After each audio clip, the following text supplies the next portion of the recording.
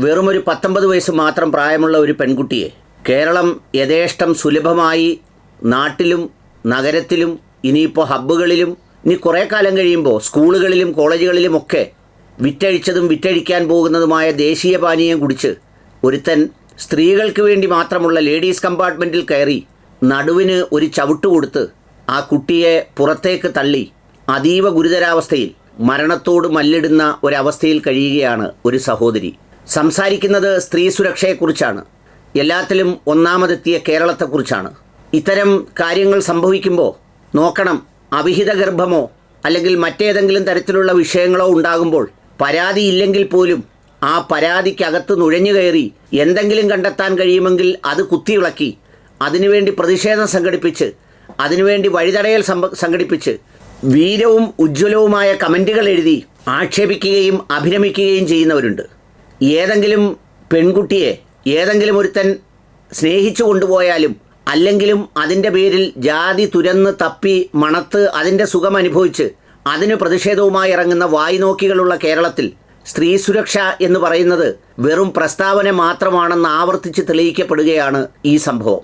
നിങ്ങൾക്കറിയാവുന്നതുപോലെ ഏതാനും നാളുകൾക്ക് മുമ്പ് സൗമ്യ എന്ന് പറയുന്ന ഒരു പെൺകുട്ടിയെ സമാനമായ രീതിയിൽ ഒരു സാമൂഹ്യ വിരുദ്ധൻ തള്ളി പുറത്തിട്ടപ്പോൾ അവന് വിചാരണാവേളയിൽ നല്ല ഭക്ഷണമൊക്കെ കൊടുത്ത് ഇവനെയൊക്കെ ഈ ഭൂമിയിൽ നിന്ന് കാലപിടിക്ക് അയക്കേണ്ടതിന് പകരം തീറ്റിയൊക്കെ കൊടുത്ത് അവനെ നല്ല സുമുഖനും സുന്ദരനും ആരോഗ്യവാനുമാക്കി നിർത്തി ഈ അടുത്ത സമയത്താണ് അവൻ ചാടിപ്പോയത്. കോടതി കണ്ടെത്തിയത് അവന് തള്ളാനുള്ള ഉദ്ദേശം മാത്രമേ ഉണ്ടായിരുന്നുള്ളൂ, കൊല്ലാനുള്ള കാരണം തെളിയിക്കാൻ കഴിഞ്ഞില്ല. നല്ല ഒരു വിചാരണയും ഏർപ്പാടുമൊക്കെയാണ്. അവൻ സസുഖം ഇവിടെ വാരുന്നുണ്ട്. ഇപ്പോൾ സുരേഷ് ശ്രീകുട്ടിയെ ചവിട്ടിയത് കൊണ്ട് ഒരുപാട് പേർക്ക് പ്രത്യേകതരം ഇളകുന്ന ഒരു സോക്കേടും ഇളകില്ല. പക്ഷേ എവിടെയെങ്കിലും പണിക്ക് പോയിട്ട് വരികയോ അല്ലെങ്കിൽ കഷ്ടപ്പാടുകൾക്ക് നടുവിൽ ജീവിക്കുകയോ ചെയ്യുന്ന ഒരു പെൺകുട്ടിയുടെ ജീവിതത്തെക്കുറിച്ച് നമ്മളൊന്ന് ഓർക്കേണ്ടത് വളരെ അത്യാവശ്യമുള്ള കാര്യമാണ്. കൊട്ടിഘോഷിക്കുകയാണ് ഇന്ത്യൻ റെയിൽവേ. ഏതാണ്ടൊക്കെ കീഴടക്കി, എങ്ങാണ്ടൊക്കെ എത്തി, എത്രയോ കോടി രൂപയാക്കി, വില ഒരുപാട് വർദ്ധിച്ചു, ഓൺലൈൻ ആപ്പും കോപ്പും ഒക്കെ തുടങ്ങി. പക്ഷേ ഇപ്പോഴും റെയിൽവേയിലെ കോച്ചുകൾ നിൽക്കുന്ന സ്ഥലം കൊടുങ്കാടുകളാണ്, പിടിച്ചിടുന്ന സ്ഥലങ്ങൾ കൊടുങ്കാടുകളാണ്. പറ്റുമെങ്കിൽ ലേഡീസ് കമ്പാർട്ട്മെൻറ്റുകൾ ഈ ഏറ്റവും പുറകിൽ ഏതെങ്കിലുമുള്ള കോത്താഴത്തിരുട്ടിലിടുന്നതിന് പകരം നടുവിലെവിടെങ്കിലും മാന്യമായി അതിനെ സംരക്ഷിക്കുകയോ ഈ റെയിൽവേ സംവിധാനത്തിനകത്ത് എത്രയോ പോലീസ് സ്റ്റേഷനുകളും പോലീസ് സംവിധാനങ്ങളും ഫോഴ്സുമൊക്കെ ഉള്ള സ്ഥലത്ത് ഒരു നിശ്ചിത സമയം മുതൽ നിശ്ചിത സമയം വരെ ഒരു ഗാർഡ് സവിശേഷമായ സമയത്തെങ്കിലും ഉണ്ടായിരിക്കേണ്ടതിൻ്റെ ആവശ്യകത പോലും ചിന്തിക്കാതെ, അതാരും ഉന്നയിക്കാതെ എല്ലാ സ്റ്റേഷനിലും നിർത്തണം, ഇതിങ്ങി നിർത്തിയേക്കെന്ന് പറയുമ്പോൾ ശ്വാസം പിടിച്ചുകൊണ്ടാണ് ഈ ട്രെയിനിൽ യാത്ര ചെയ്യുന്നവരൊക്കെ യാത്ര ചെയ്യുന്നത്. സാധാരണ ആരുടെയും സ്വകാര്യ സ്ഥലത്ത് കയറി ഈ വെള്ളം കുടിച്ച് തോന്നിയാസം കാണിക്കാനും മുണ്ടുരിയാനും പറ്റില്ല. മലയാളിക്കത് എളുപ്പം സാധ്യമാകുന്നത് ഈ പറയുന്ന ഏതെങ്കിലും പൊതു ഇടങ്ങളിലാണ്, ബസ് സ്റ്റാൻഡുകളിലാണ്, റെയിൽവേ സ്റ്റേഷനുകളിലാണ്, ട്രെയിനിനകത്താണ്. അങ്ങനെ എന്തെങ്കിലും സംഭവങ്ങളുണ്ടായാൽ ഒരുത്തനും മിണ്ടുക പോലുമില്ല, ആവേശവുമില്ല, ഒന്നുമില്ല. ഇപ്പം ഈ കുട്ടി മരിച്ചില്ലല്ലോ, അത് രക്ഷപ്പെട്ടു വന്നാൽ പിന്നെ ആ കേസിന് അത്രയും പ്രാധാന്യമേ ഉള്ളൂ. യവൻ ഇനിയും കുടിക്കും, ഇനിയും കയറും, ചവിട്ടിക്കളയും. നിങ്ങൾ ഓർക്കേണ്ടത് വർക്കല വെച്ച് ചവിട്ടിക്കളഞ്ഞിട്ട് ഇവനെ അറസ്റ്റ് ചെയ്യുന്നത് കൊച്ചുവേളിയിൽ നിന്നാണ്. കാരണം എന്താണെന്ന് വെച്ചാൽ വർക്കലയാണ് ഈ സംഭവം ഉണ്ടായതെങ്കിലും അത് പറയാനോ അല്ലെങ്കിൽ എവിടെയെങ്കിലും പോലീസ് സംവിധാനങ്ങളോ അറിയിക്കാനോ ഒന്നും യാതൊരു നിർവാഹവുമില്ല. എത്ര ഗതികേടാണ്, എത്ര ദുരന്തമാണ് ഈ ഒരു നാടും സർക്കാരും വ്യവസ്ഥകളും എന്നുള്ളത് നമ്മളൊന്ന് ആലോചിക്കണം. റെയിൽവേ സ്റ്റേഷൻ്റെ പരിസരം മുഴുവൻ കാട് പിടിച്ച് പട്ടിയും എന്ന് വേണ്ട എല്ലാ മാരകമൃഗങ്ങളും ഉണ്ട്. കുറേ അപ്പുറത്തൊക്കെ തൊഴിലുറപ്പുകാർക്ക് വൃത്തിയാക്കാം. കേന്ദ്ര സർക്കാരിൻ്റെ സ്ഥലമായതുകൊണ്ട് അവിടെ വേറെ ആർക്കും കയറാൻ പറ്റില്ല. എന്നാൽ യവന്മാർ വൃത്തിയാക്കുമോ? അത് വൃത്തിയാക്കുകയുമില്ല. സത്യം പറഞ്ഞാൽ ഒരു നാടിൻ്റെ ജീർണാവസ്ഥ ഏറ്റവും കൂടുതൽ അറിയണമെങ്കിൽ ഇതുപോലെയുള്ള സ്ഥലങ്ങളിലേക്കാണ് പോകേണ്ടത്. ഈ വിഷയത്തെക്കുറിച്ച് ജനങ്ങളുടെ ചില അനുഭവങ്ങൾ അവർ പറയുന്നുണ്ട്. നേർക്ക് നേരെ എന്നോട് പറഞ്ഞതാണ്, കേട്ടുകൊള്ളൂ. ഈ അടുത്ത സമയത്ത് തൃശ്ശൂര് പോയപ്പോ ഇതുപോലെ മദ്യപിച്ച് 2 ലെക്ക് ഇട്ട് ട്രെയിനിനകത്ത് കയറി. ഒരു സിസ്റ്റർ ഉണ്ടായിരുന്നു, അവരുമായിട്ട് കയറി അയാൾ ഉടക്കിയത് എന്റെ സീറ്റാണെന്നും പറഞ്ഞ് മദ്യപിച്ച് ലെക്ക് ഇട്ട്. ഒറ്റ ആളും പ്രതികരിക്കുന്നില്ല. അപ്പൊ ഞാൻ എന്റെ മോനെ നല്ല ആൾവാശിയൊക്കെ ഉള്ളു, ഞാൻ പറയും മോനെ ഇവിടെ വന്നിരിക്കാൻ പറഞ്ഞു. അങ്ങനെ അടുത്ത് വന്നിരുന്ന് ഞങ്ങൾ അതിനെ പ്രതിരോധിച്ച്. അപ്പൊ അവര് ഇറങ്ങിയപ്പോ താങ്ക്സ് ഒക്കെ പറഞ്ഞിട്ടാ പോയെ. അപ്പൊ ഞാൻ ഒരു വാക്കവരോട് പറഞ്ഞ് കൂടിയിരിക്കുന്നവരോട്, നമ്മള് ഒരു ദുരിതം ഉണ്ടാകുമ്പോൾ നമ്മൾ എല്ലാരും കൂടെ ഒരു അനീതി കണ്ട അതിനെ എതിർക്കണമെന്ന് പറഞ്ഞു. ഇങ്ങനെയുള്ളവരെയൊക്കെ ഈ ഡിപ്പാർട്ട്മെന്റ് കയറ്റുകയോ അവന് ടിക്കറ്റ് കൊടുക്കുകയോ ചെയ്യരുത്, ഇത്തരം ക്രിമിനൽസിന്.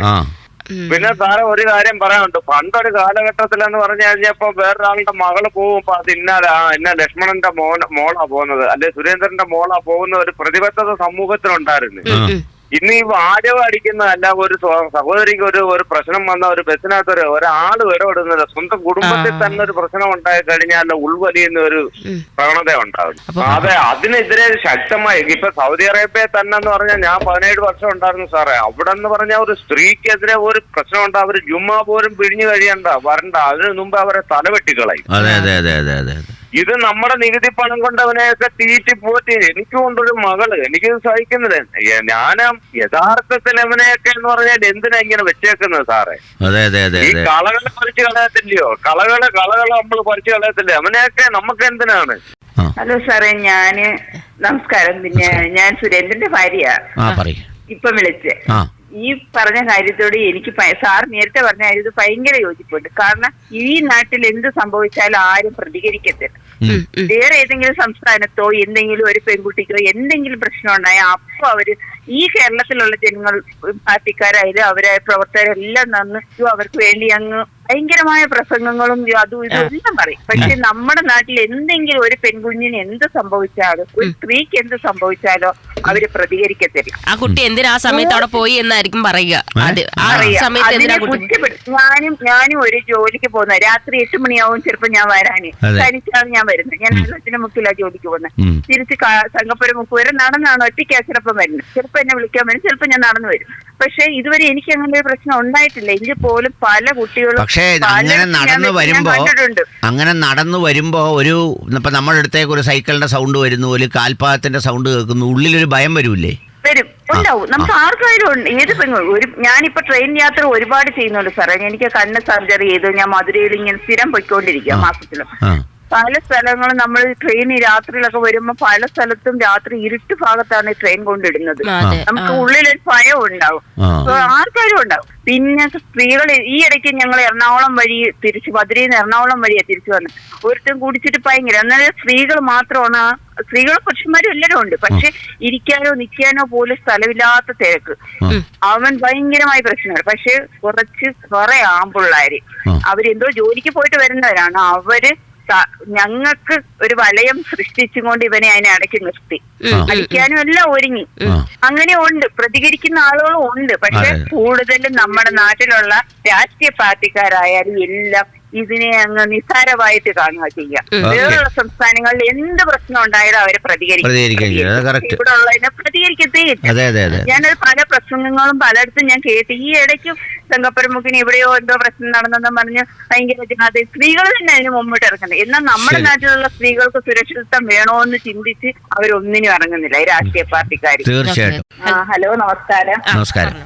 സാറേ, ഇപ്പൊ എന്ന് പറഞ്ഞ ഈ ട്രെയിൻ യാത്ര എന്ന് പറഞ്ഞാൽ ഒട്ടും ഒരു സുരക്ഷിതത്വം അല്ലാത്ത ഒരു യാത്രാമാർഗമായിട്ട് മാറിയിരിക്കുക ഇപ്പോഴത്തെ. കാരണം എന്ന് പറഞ്ഞാൽ ഇപ്പൊ ഈ തള്ളിയിട്ട ഈ സംഭവം അത് തന്നെയല്ല, അല്ലാതെ തന്നെ ഇപ്പൊ ഈ ടീനേജിലുള്ള പിള്ളേർക്ക് കൂടുതലും ഈ സ്ഥലം ഉണ്ടെങ്കിൽ പോലും പിന്നെ ഇതിന്റെ ഈ വാതിലിന്റെ അവിടെ ഇരിക്കുകയും അതുപോലെ തന്നെ നിന്നും യാത്ര ചെയ്യുന്ന ഒരു സാഹചര്യം നമ്മൾ കണ്ടുവരുന്നതാണ്.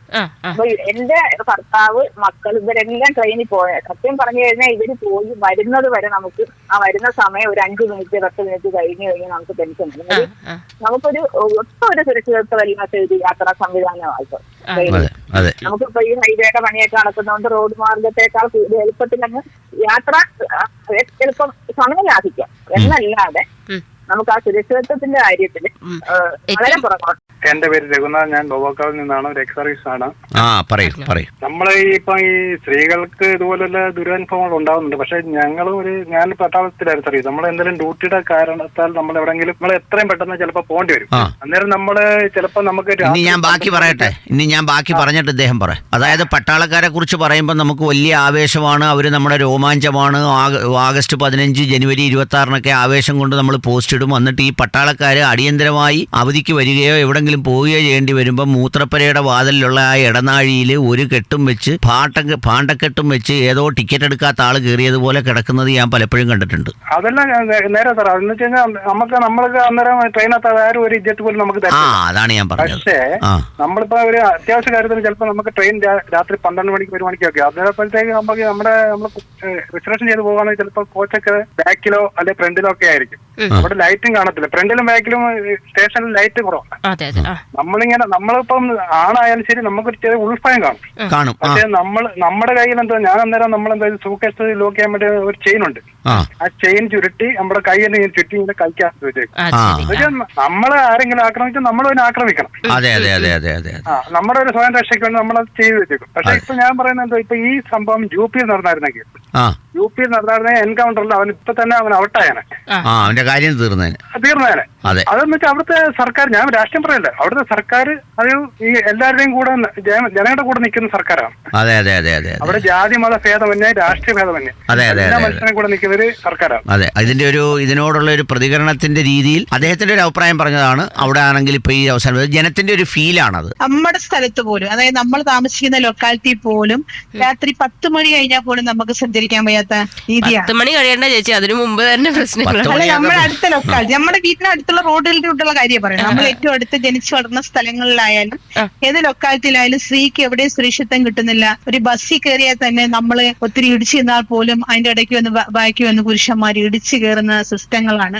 പല പല മേഖലകളിലും സ്ത്രീകൾ പല പല പീഡനങ്ങൾ അനുഭവിക്കാറുണ്ട്. ഇപ്പം 19 വയസ്സായിരിക്കൊള്ളട്ടെ, 60 വയസ്സായിക്കൊള്ളട്ടെ, 80 വയസ്സായിക്കൊള്ളട്ടെ, ഇങ്ങനെയുള്ളൊരു ആർക്കും ഈ ഭൂമിയിൽ ഇവിടെ നമ്മുടെ കേരളത്തിലും ആയാലും മറ്റുള്ള സ്ഥലങ്ങളിലായാലും ജീവിക്കാൻ വയ്യാത്ത അവസ്ഥയായി വന്നിരിക്കുകയാണ്. കേട്ടല്ലോ, ഇതാണ് ഇതിലൂടെ സഞ്ചരിക്കുന്ന ആളുകളുടെ ഒരു അവസ്ഥ.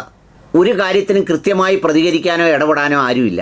ജാതിയും മതവും വർഗീയതയും വിദ്വേഷവും പറയാൻ ചില സമുദായ നേതാക്കന്മാരുണ്ട്. അതിനെ കെട്ടി എഴുന്നള്ളിച്ച് കൊണ്ടു നടക്കാൻ ആളുകളുണ്ട്, കേൾക്കാൻ ആളുകളുണ്ട്, പോസ്റ്റ് ഇടാൻ ആളുകളുണ്ട്, പിന്നെ അവരുടെ വ്യക്തിപരമായ കാര്യങ്ങളെല്ലാം സാധിച്ചു കൊടുക്കാൻ ആളുണ്ട്.